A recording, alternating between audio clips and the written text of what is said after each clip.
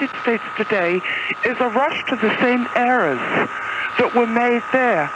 All this happy, do-good, touchy-feely stuff sounds wonderful on paper, but unfortunately it doesn't work in the real world. No kidding, but I don't understand your anger at me. Well, the thing is, I'm leading the charge against you it. let any of them off the hook. If Panetta is in fact so naive and gullible as to have fallen for Clinton's line of a new Democrat.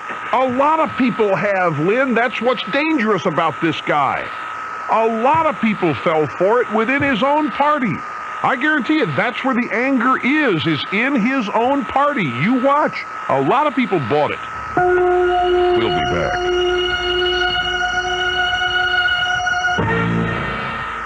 And now, the conclusion of Bullet Brigade at Gully Ridge. To understand how important the National Guard and Reserve are to our country, consider how this scene sounds without them. We can still take that bridge, but we'll need every man and every ounce of firepower we've got. Kowalski. Sir. Yes, sir. You take Johnson and set up a diversion on the ridge. And watch your backsides. Johnson's not here, sir. No, not Johnson. Tell me they didn't get Johnson. They didn't. He's at work. He's a shoe salesman. But he's my best sharpshooter. And salesman of the month, sir. I guess his boss just wouldn't give him the time off. Well, there's still plenty of good men here. What about Caldwell? Said he might be able to swing by after 5 o'clock. Miller? No. Roberts? Big presentation in Cleveland, sir. The National Guard and Reserve comprise 44% of our nation's defense. So when your employees need time off to serve, be a hero. Give them the freedom to protect ours. WGBR supports the Guard because we care. A public service message from employer support of the Guard and Reserve and the Ad Council. First in Wayne County, this is 1150 WGBR, Goldsboro's very own.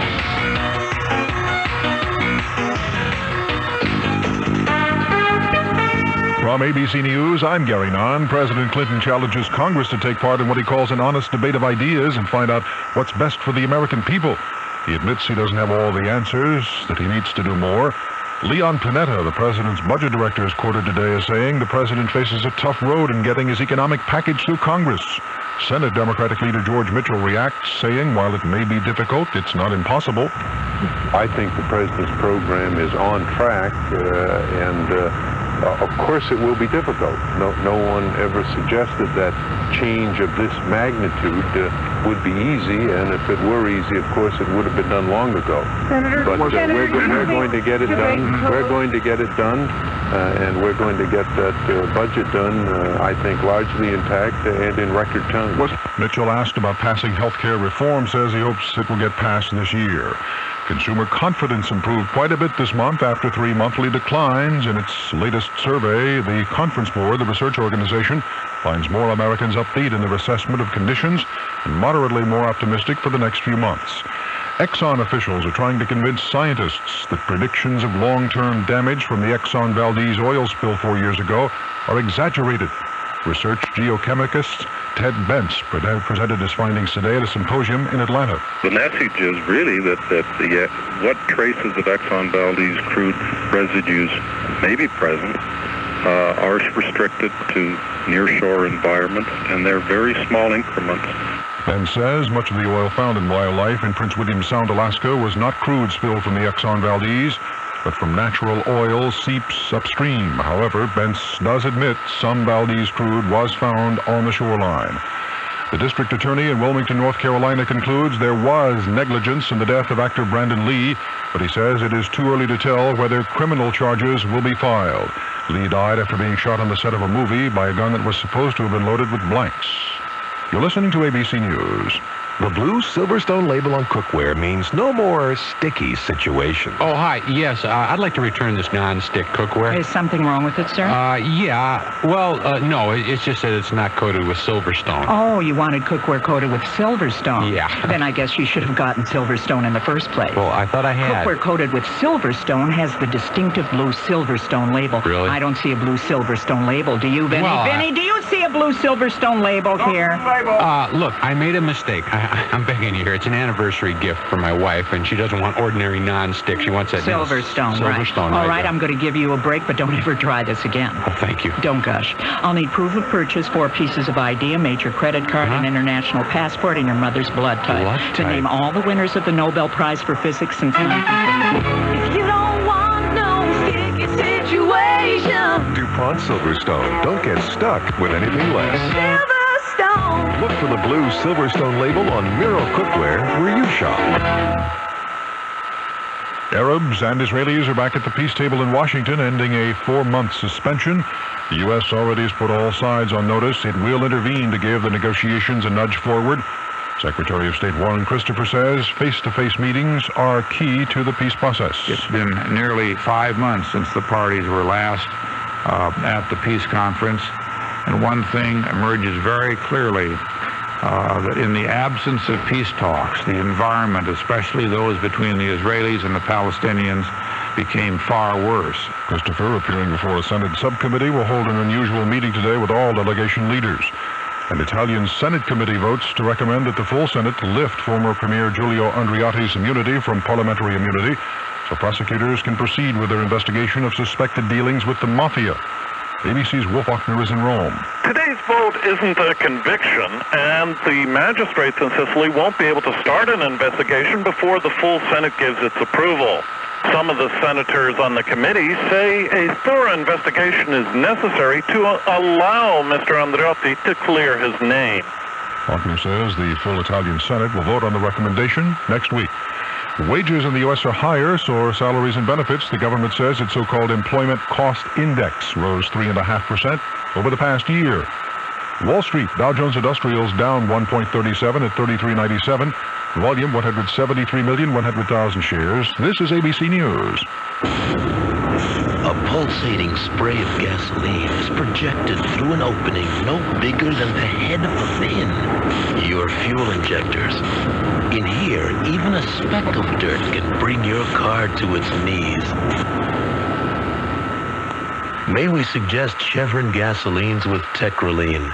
They keep fuel injectors very clean. You get through the traffic, we'll get the gas through the injectors. Chevron, simply smarter. For the ABC Information Network, I'm Gary Nunn. Well, a ridge of high pressure has taken over our weather in the wake of yesterday's cold front. That means a chilly morning or two, but otherwise several nice days ahead. For this afternoon will become partly cloudy with some fair weather cumulus popping up. It'll be kind of windy, but wind speeds should taper off during the afternoon. A high 60 degrees in northern sections, up to 68 in the south. Tonight, clear, calm, and cool. Lows dropping to 39 to 44. For tomorrow, sunny skies, a high of 68 to 74. At the Weather Center, I'm Mike Moss. Thanks, Mike. Right now it's 65 degrees as we return to the Rush Limbaugh Show right after this. WRAL-TV 5, your 24-hour news source, is dedicated to bringing you the most in-depth news coverage around the clock. We are glad to have WGBR AM on our team. Their radio broadcast of WRAL-TV 5 News helps bring important information to many of you here in the Goldsboro area. So if you can't get to a television in time to watch WRAL-TV 5 News, listen to your 24-hour news source on WGBR AM Goldsboro. 1150 WGBR, Eastern Carolina's home for the Rush Limbaugh Show.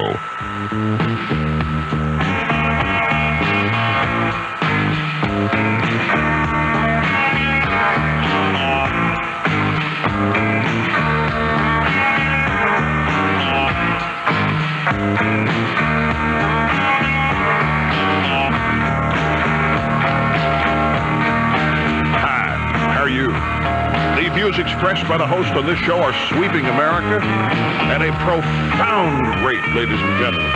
America is going to agree with me.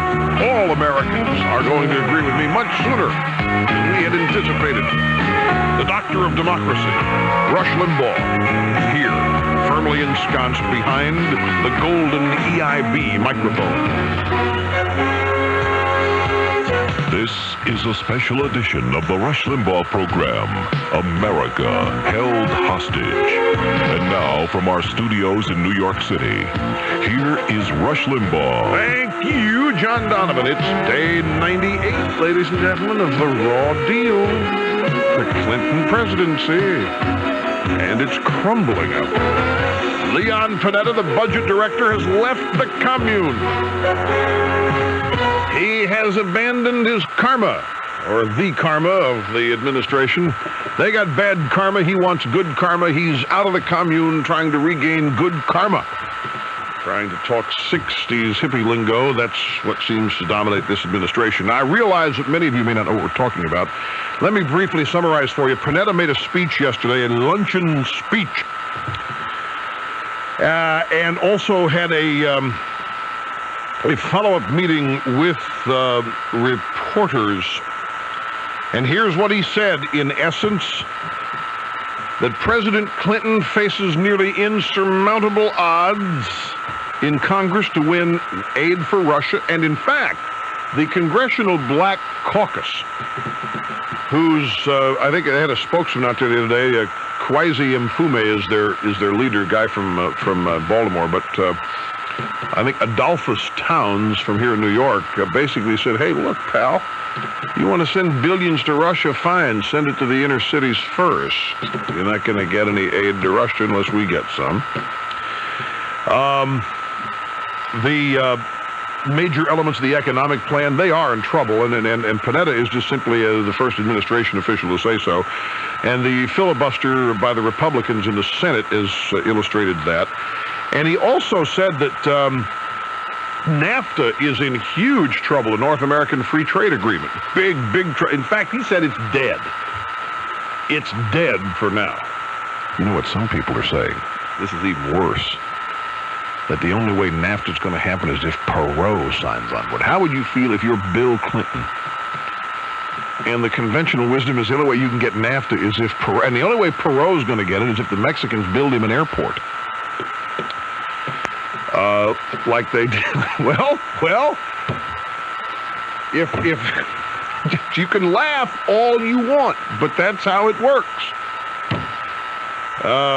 There's also this little, let's talk about Perot for just a moment. I'm getting letters from people, hey, Rush, I heard your show yesterday. You sound like you're softening on Perot. Am I hearing right? Come on, folks, would you listen up? I welcome anybody to the truth when they find it.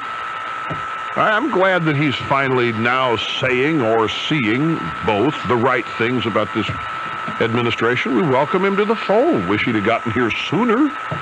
But we're happy to have Mr. Perot and all of you in United We Stand. Glad that you've now joined the EIB Army and Legions. You're a great team. Happy to have you. Jim Pinkerton is a former high-ranking official in the Bush White House, one of the political directors there. Jim Pinkerton wrote a column not long ago and has this theory about the Clinton administration and Perot. Theory goes that the Clinton administration attempted to co-opt Perot voters and woo them after the election and through the inauguration, and attempted to say whatever it is they think Perot says to get voters. I'll tell you, I can draw you an analogy.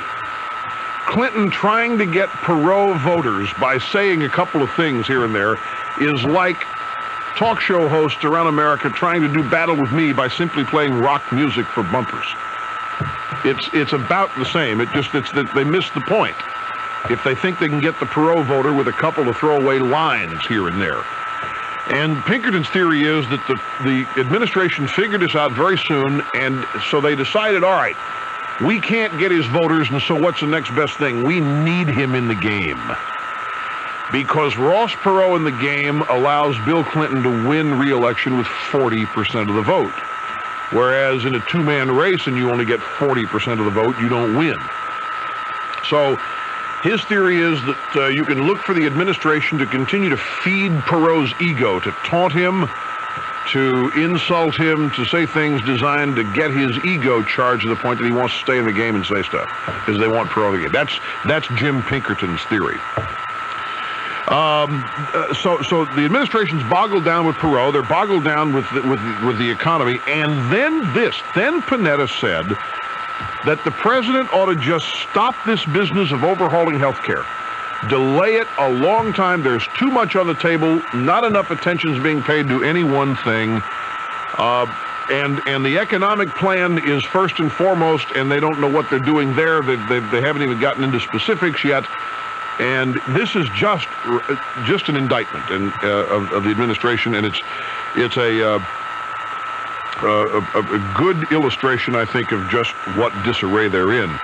Now, Panetta did say that Clinton can salvage the situation if he, quote, defines his priorities more clearly and carries the fight to the public. But according to an analysis by David Broder, Leon Panetta left no doubt in listeners' minds that the real danger of the president's program is that it's being torn apart by counter-pressures from liberal Democrats in the House and conservative Republicans in the Senate. I told you, the liberal Democrats, those are the ones who are, I mean, you people, like the lady from New Jersey who called right before the end of the last hour, she's part of the crowd. She's one of us. We've been mad about Clinton since day one. I mean, we knew it, noticed it, and have been talking about it. There are others that are just now getting mad. Couple little things, item by item here, some news. Roger Hernandez syndicated column that was published in the New York Post yesterday. Let me just read to you a paragraph here. Astonishingly, there are actually people who want to make heroes of the thugs who beat up Reginald Denny. He's astonished at that? Why should he be astonished at that? They've already made a hero out of King. They're going to have Rodney King Boulevard if they can. They're going to have Rodney King this. Darryl Strawberry and a couple of Los Angeles Dodgers gave King VIP tickets to a Dodgers game. King is being made a hero. Why not the thugs who beat up Reginald Denny? That's, it's this lack of understanding by the people who are supposedly more in touch with how people feel than anybody else that just has me agog. The idea that you would be surprised that some people want to make these guys who beat up Reginald Denny heroes means you have no clue, if you don't understand that, as to the real problems we face in our society. Try this. This is from San Antonio, Texas. Teenage girls are having sex with HIV-positive gang members as an initiation ritual into the gang itself. Planned Parenthood shockingly made this announcement. The girls are 14 and 15 years old, and they want to prove that they're tough enough to beat the AIDS virus, according to Planned Parenthood officials. Planned Parenthood counselors learned of the practice after receiving an increasing number of requests for AIDS tests. Pat Sidebottom, the executive director of Planned Parenthood of San Antonio and South Central Texas, said, quote, when we asked the girls why they wanted the AIDS test, they started boasting that they were having unprotected sex with gang members. They were doing it to be part of the gang. It just goes to show you their mental capacity, that they think they are invincible. And then the psychiatrists get involved and they analyze this. Well, see, the girls believe the gangs offer the love and comfort they don't get at home. The gang takes care of them, but at the same time, they're still subjected to a great deal of violence and abuse in the gang. None of the 5 girls, by the way, has yet tested positive for HIV, but they are keeping their watch on. I have a question about this. May I ask a question? Let me rephrase this now. Let me recast the situation. You have some 14 and 15-year-old girls, 5 of them, who want to be part of a gang. And as part of the initiation, they have sex with HIV-positive gang members. Unprotected sex. If they were having protected sex, if they were using condoms, do you think this would have been reported?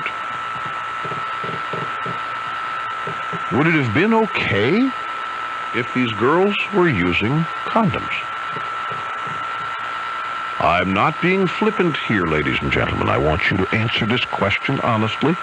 as intellectually honest as you can be? Would it have been okay if they're using a condom? Could Planned Parenthood complain? Isn't, after all, Planned Parenthood suggesting that condoms be distributed to such girls of half-school age? Are they not? Does this not illustrate that if you had a daughter and knew she was going to have sex with someone who had the HIV virus, would you be confident when she told you, yeah, but I'm going to use a condom? And you would say, well, I don't think so. And then the question would be, well, if that's the case, why are you comforted when your daughter is given a condom in school? Well, because most kids don't. But how do you know most kids don't have AIDS? And if they don't have AIDS, what difference is using condom? If AIDS is the main thing you're fighting, it's not other venereal disease, if it's not teen pregnancy. So here you have this story, which, with the proper tone, the proper turn, the proper analysis, as offered by me, the doctor of democracy, you have another story here that's not even reported. Would it have been okay if these girls had used a condom? Could Planned Parenthood have even objected? We'll take a break and be back. Don't go away. You're listening to the EIB Network.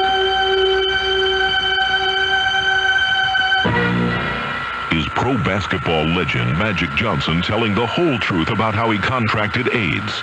Data from the Center for Disease Control clearly indicates that AIDS is rare among heterosexual men who do not use IV drugs. But editors at top newspapers have killed articles investigating the Magic Johnson story. Why is the press afraid to pursue the truth about AIDS and Magic Johnson? The American Spectator reveals never-before published information about AIDS, Magic Johnson, plus the truth about Anita Hill, Ted Kennedy, Oliver Stone, Jesse Jackson, and Hillary Clinton.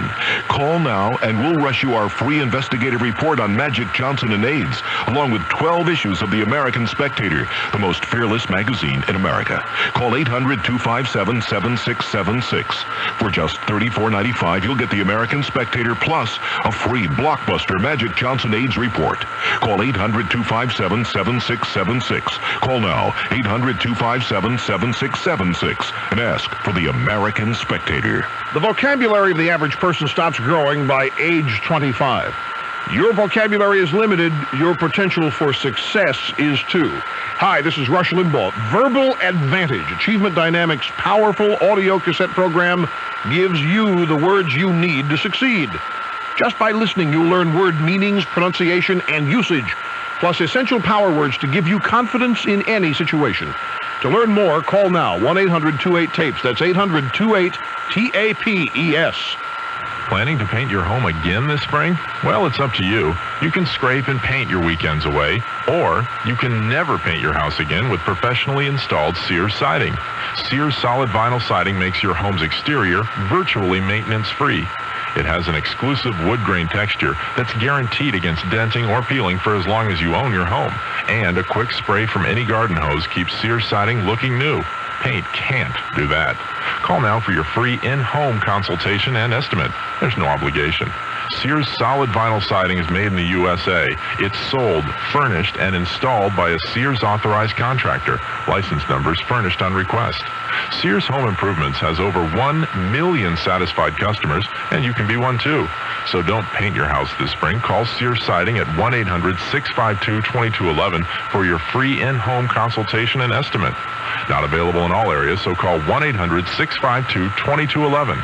That's 1-800-652-2211. We have a dream house where there's a lot of trees around it and there's a lot of air and room. Growing up in a house has a magic all its own. I always dreamed that the house had flowers and it had a puppy and it was just so pretty. But many people think that magic is out of reach. I would need a lot of money to get the house.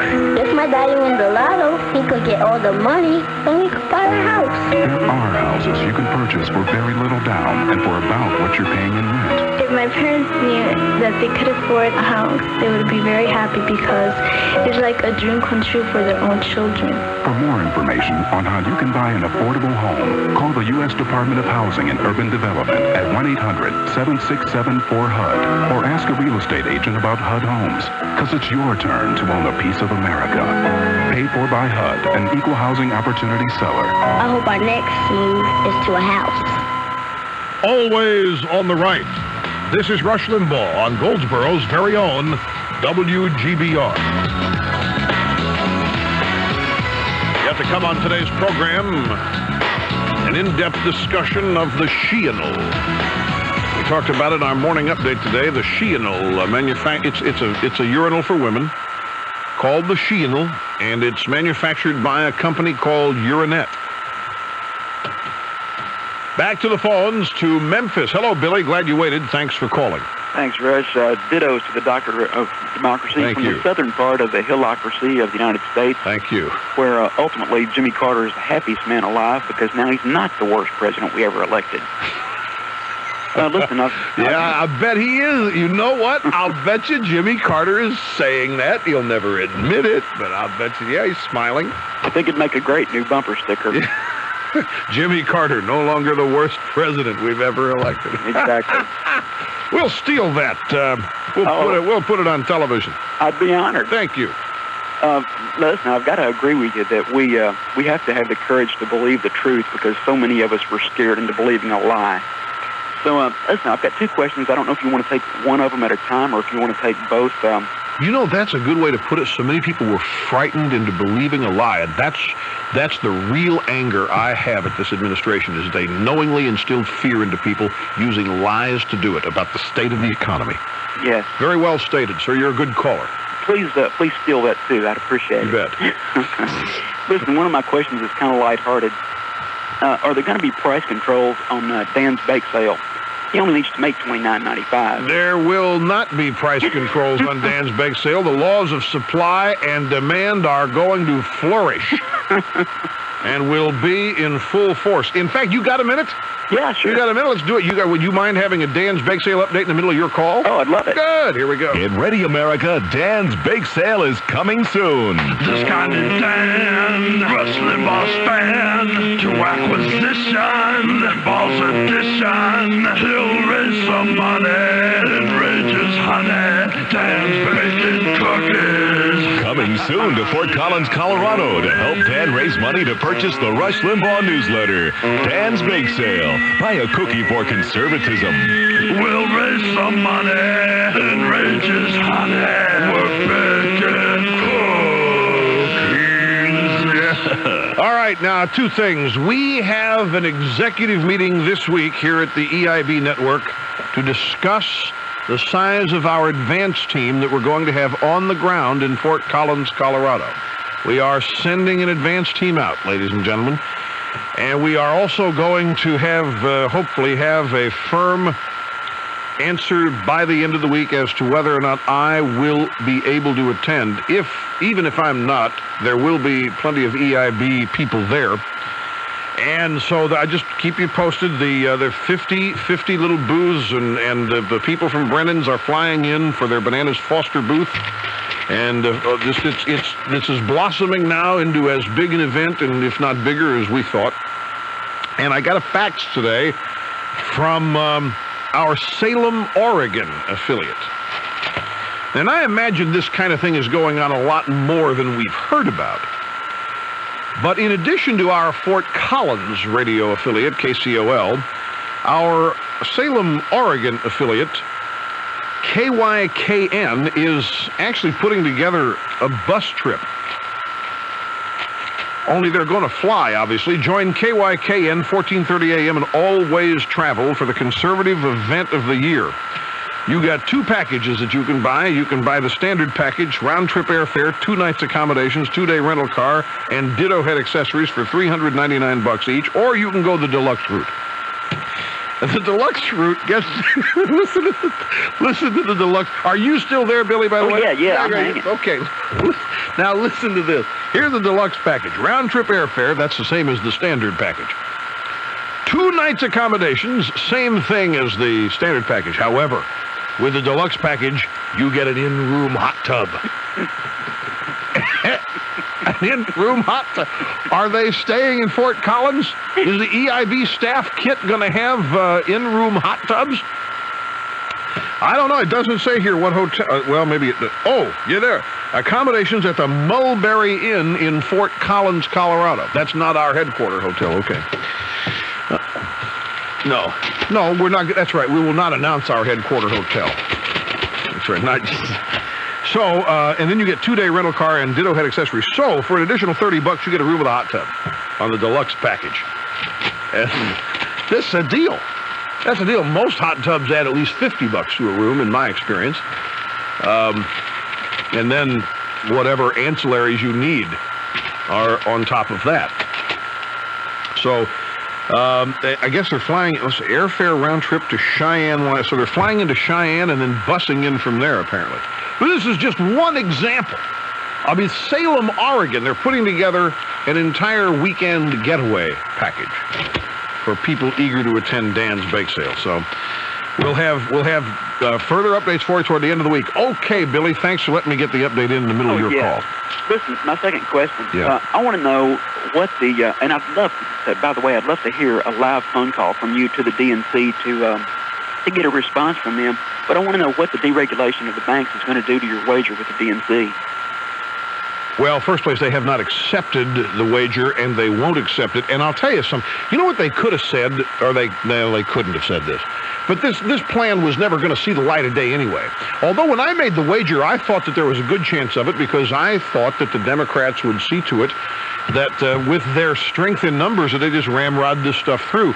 And I think Clinton could have gotten more of it had he not gone so culturally to the left so soon. If he would have stayed as he said he was going to do, focused like a laser beam on the economy, and had he just stuck to one thing and put all of his energies and efforts into that, it might have been a different story.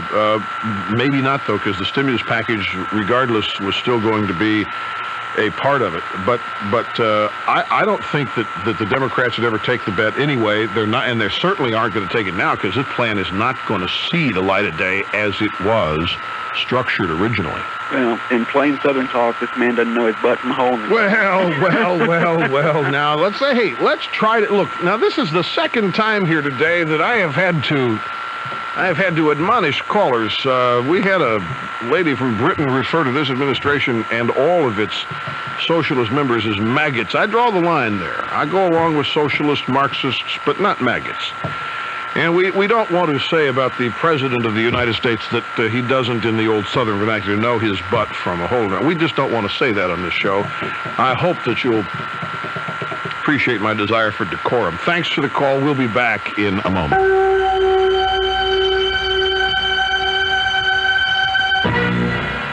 When you think of sending a gift, you probably think of flowers or candy, but now there's something new. Send a book, a great new gift idea as near as your phone.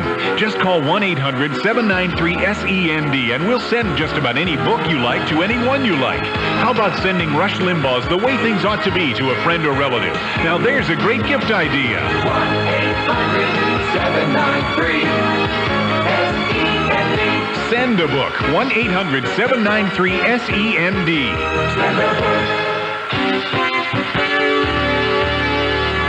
This is WGBR News, Goldsboro's very own.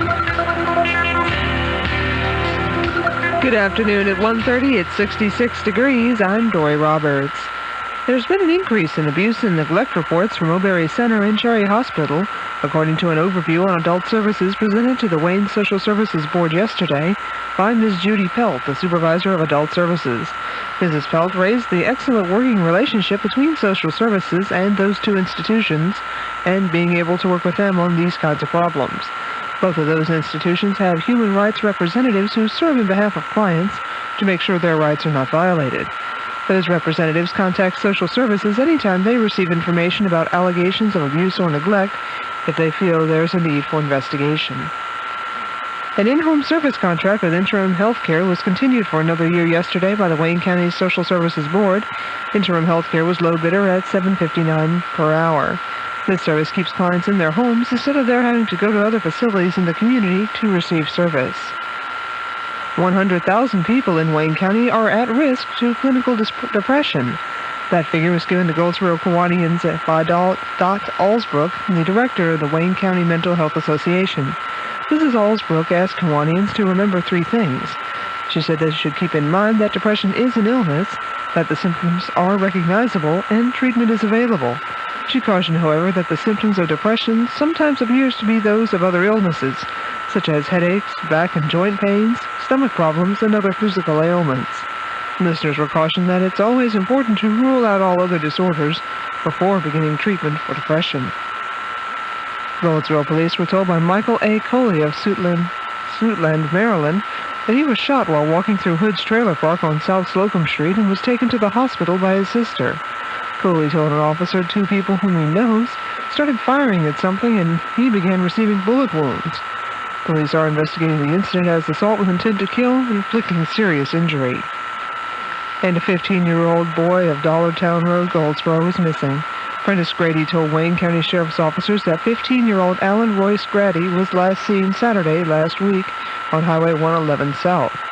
The black youth is 5 feet tall and weighs 150 to 160 pounds. When last seen, he was wearing light blue jeans, a green plaid t-shirt, and black tennis shoes. Time for our forecast from the Weather Center. With yesterday's showers and thunderstorms all behind us now, we've got some cool but pleasant weather on tap for several days to come. For this afternoon, becoming partly cloudy, we'll have a few fair weather cumulus clouds around. We'll have highs 60 to 68 degrees. It'll be kind of windy out there, but the wind speed should diminish somewhat during the afternoon. Tonight, clear, calm, and cool with lows 39 to 44. Tomorrow, sunny and a high 68 to 74. At the Weather Center, I'm Mike Moss. Thanks, Mike. Right now it's 66 degrees as we return to the Rush Limbaugh Show on WGBR. Rush Limbaugh.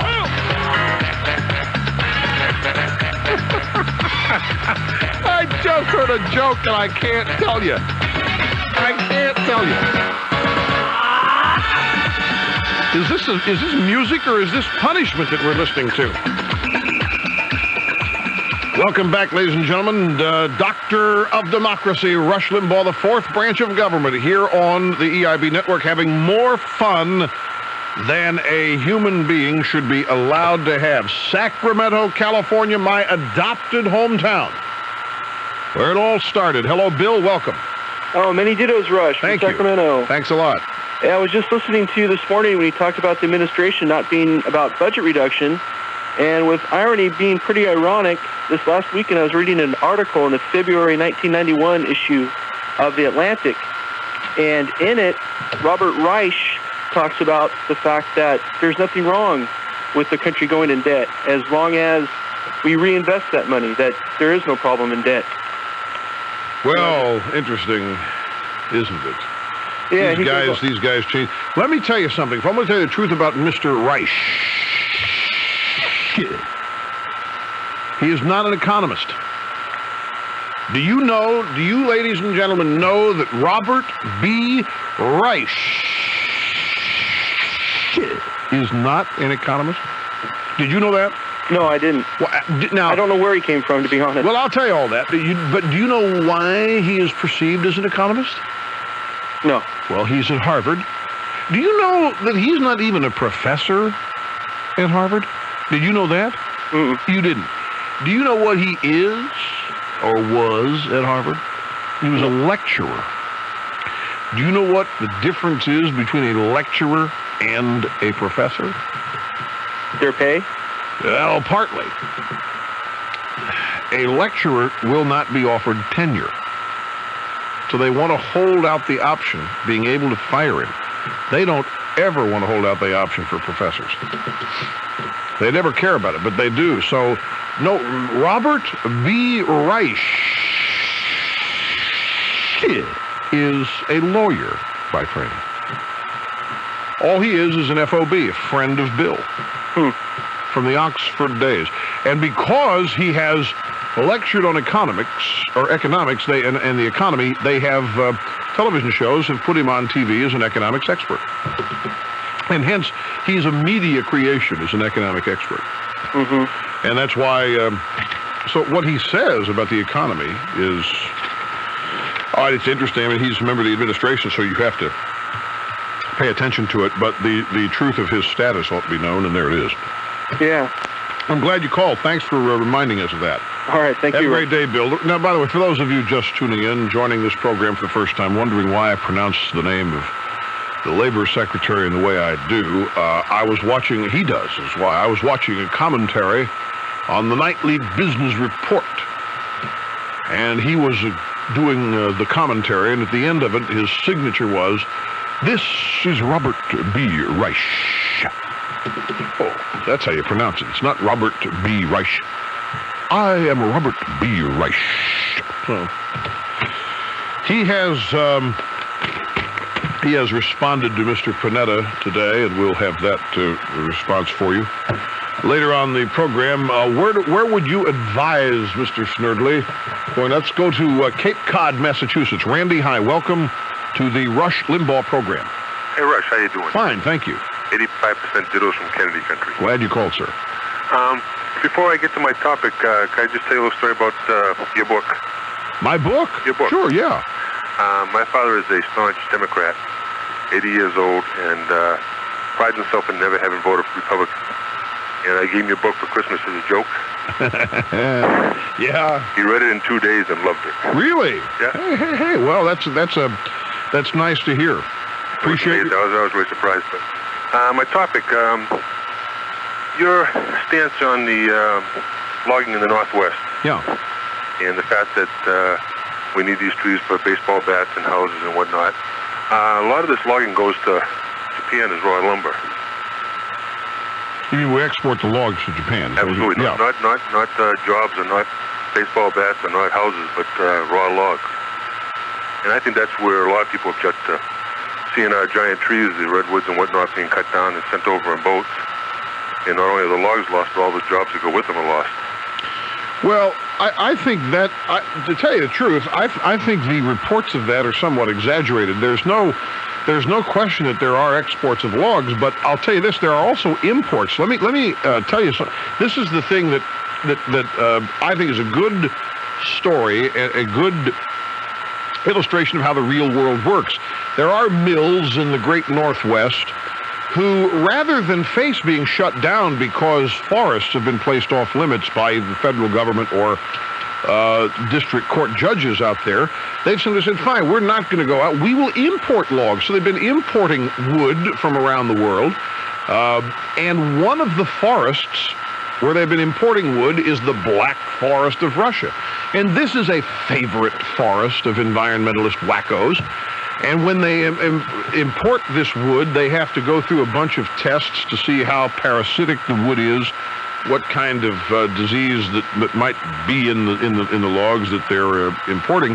The fact of the matter is that they're not just going to sit by and allow themselves to be put out of business. And if it takes import or export to do that, then that's what's going to happen. But I think, where there's only 5% of this virgin forest or 10%, whatever is left, it seems to me they should be cutting what they've planted, not cutting, with a few. Have you seen the redwood yourself? Have you ever seen a giant redwood tree? Yeah, I have. Yeah, I've driven through one. It's pretty impressive. Let me. I know they're very impressive. But I want to try to explain something. Now, when I take this explanation on, I really want you to understand or how I feel about it or what I think about it, so that you at least know that. Not saying this to irritate or to aggravate, and when I attempt this explanation, people's reaction in a knee-jerk fashion is, this guy has no sensitivity, he has no concern, he has no appreciation for beauty and all that. Now, you just said a couple of words here that have become part of the popular vernacular that are simply not true and, in fact, impossible. You said virgin forest. You said that 5% of the United States forest is virgin forest. That definition, or that term virgin forest, has been created by the environmentalist movement. There is no virgin anything on this planet anymore. Well, the redwoods are. I mean, they're 900 years old. How old's the planet? The planet is 4 billion years old. Now, there is not one tree in this country or anywhere else that's 4 billion years old. That tree is 900 years old. That means that somebody planted that tree. But back in this is 19. So back in the year 1000 something, that tree wasn't there for somebody to gaze at and see the beauty of. True. Did it ruin their lives? No, probably not. No. But it's nice to see today. But it is nice to see today. And I don't think we need to cut them all down. I would look. I am not for the wanton, thoughtless destruction of things. I am for managed. I'm for the managed harvest and growth of all of this. And I'm perfectly willing to compromise, but I don't think the environmentalist wacko, and I mean the environmentalist wacko, not the mainstream environmentalists, but the far left people don't want to compromise. The preservationists, these are people who claim to be green on the inside. They're really red, or green on the outside, but they're red on the inside. We call them watermelons. But everybody with a cause always goes to the extreme, whether it's well, but that's right. You always have to. Well, but those are the people winning. Yeah. And those are the people that are imposing their view on private property ownership. They're saying that the 900-year-old tree is a virgin tree, and therefore it's always been there, and therefore we can't cut it down. 900 years from now, there will still be humanity on the planet. And by the way, how long has that redwood been full size? How long does it take a redwood to get full size? I don't even know. I'm asking. I have no idea. Well, does anybody there know how long it takes a redwood to get full size? I mean, that's to say that tree only looks the way it does because it's 900 years old is a misnomer, too. Oh, sure, yeah. It would look that way probably after a couple, 200 or 300 years. Try 50. I don't think so. 70, well, it'll be pretty damn big. Can I make one more point before I go? Uh-huh. You've said many times that species come and go in relation to the spotted owl and whatnot. We've seen a lot of species go in the last even 10 years, in the last 100 years for sure. I want that. None have come. How do you know? Oh, I don't know, but I mean, I'm a bird person. I like birds. Yeah. And I know birds have disappeared from the wild in the last 10, 20 years. A lot, but you know, birds disappeared long before man came along too. There were a lot of dinosaur birds. But there are no birds coming. We don't. Let me ask you this question, too. Our historical perspective skews us into mistaken beliefs here. We have this notion that at one time on this planet, there used to be one or two or a bunch of everything. And as time has gone on, some species have become extinct. And that when man came on the scene, that even more went on, that became extinct. And so back when the earth was brand new and flourishing, that life was full of all kinds of marvelous, magical, mystical life forms. And one by one, they are all dying out. And pretty soon, we're going to kill everything on the planet. And I want to just debunk that. Frankly, it's not possible. The dinosaurs did become extinct, but something came along. You ought to go get the book Jurassic Park. And there's a great... Do we still have the Charlton Heston clip from that? Charlton Heston called here one day and wanted to read from Jurassic Park about the status of the planet, the strength of the planet, and the vanity of man. It could have come from what I wrote. Do you remember what I'm talking about? Sure. No, I'm talking about my staff in there. They're looking at me like an idiot. No, I remember. You know where it is? The Charlton Heston stuff? Find it, because I want to play this for you again. This is a very powerful thing. And really, Randy, do you really think what I just said is true? That there used to be one of everything, and now there's little of anything left, and going fast? No. How do we know every bird that exists? I think we do. We do? Certainly in North America. I mean, the world. Yeah, we've seen the California condor. Have we discovered every bird that flies and every bird that doesn't fly? I can't say about New Guinea or South America, but in this country certainly, and we've seen the dusky seaside sparrow go to extinction. We've seen the California condors leave. I'm not saying that we should spend a lot of money to save these things, but I think we can try to coexist with them and the spotted owls need old growth. They can't nest. Not true. That is just not true, and it's been disproven. They're living in 30-year-old forests that timber companies are growing to prove the point.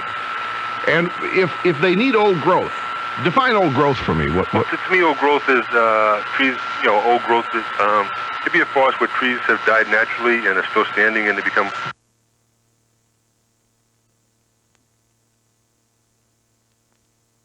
And visiting many associates of Carlos Marcello. Oswald is in very close contact in 1963 with two lieutenants of Marcello, David Ferry and his uncle Dutz Merritt. At least two, I wouldn't say lieutenants. Oswald was in close contact with two associates of Carlos Marcello in 1963. So the criminal activity traveled all the way from the New Orleans syndicate to Dallas that day by way of Jack Ruby, who ran a strip joint there. This is Detective Jim Lavelle, who was this morning handcuffed to Oswald and was bringing him out to the car to be transferred to the county jail. Could you tell us